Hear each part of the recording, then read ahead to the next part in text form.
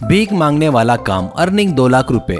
वैजाग नामक गांव में मालिया करके एक आदमी रहता था। उसके हाथ पैर सब सही रहने के बावजूद भी वो जानबूझकर वो अंधा बनकर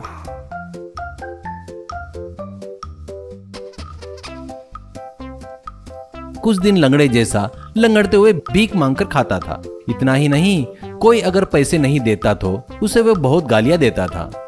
लोग जेब में पैसा नहीं है बोले तो फोन का स्कैनर गले में डालकर मांगना शुरू करता था। ऐसे कुछ दिनों बाद एक दिन रोड पर आकर मालिया, आओ साहब आओ, दान करो, दान करके पुण्य कमाओ, उसी पुण्य से आप लोग स्वर्ग में जाएंगे, जाकर वहाँ फुल एंजॉय करेंगे। वैसे दिए बगैर गए तो आपको नरक में तेल में फ्राई करेंगे। सावधान साहब सावधान, पुण्य कीजिए साहब, ऐसा कहता है।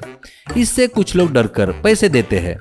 कुछ लोग के पास पैसे नहीं रहता तो वो लोग ऑनलाइन पेमेंट करके जाते थे।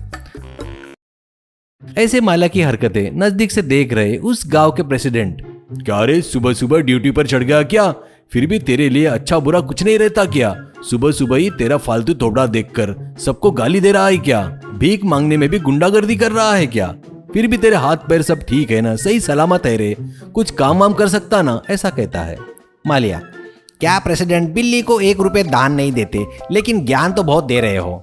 एक दिन भी मुझे तूने 1 रुपया तो भी दिया क्या? एक बात बताओ, इस गांव का सबसे बड़ा भिखारी तू ही है, सबसे वोट भी तो मांगता है ना। मैं जो कर रहा हूँ उसे भीख मांगना नहीं कहते, इसे एक्टिंग कहते हैं।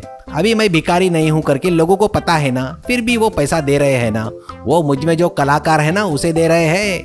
प्रेसिडेंट, अबे तुझे चर्बी बहुत चढ़ गई रे, लोगों से बहुत पैसा खाने की आदत आ गई रे तेरे को, कभी न कभी मिलेगा रे, तभी पुलिस वालों से तुझे बढ़िया धुलाई करवाता हूँ, कहता है।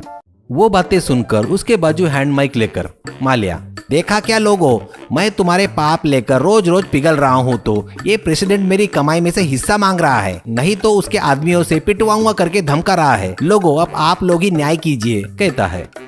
इससे पैसे देने वाले लोग आकर प्रेसिडेंट को बहुत गालियां देते हैं। इससे जरूरत रही या ना रहे, लोगों के सामने सिंपैथी के लिए हर बार ऐसे ही प्रेसिडेंट को फंसा रहा था।